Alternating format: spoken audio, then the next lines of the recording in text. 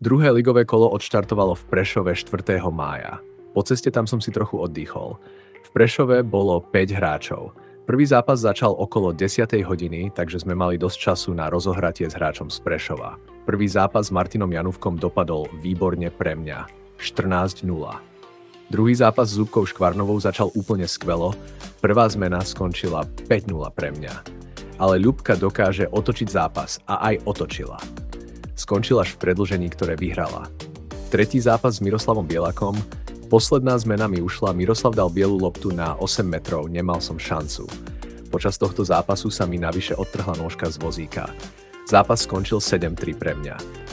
Posledný zápas s Michalom Tižom bol úplne môj najhorší.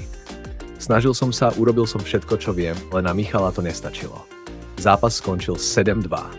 Toto kolo som si neskutočne veľmi užil. Bavil som sa ako nikdy predtým. Nakoniec som skončil na 3. mieste, druhý bol Michal Tižo a prvá bola Ľubka Škvarnová.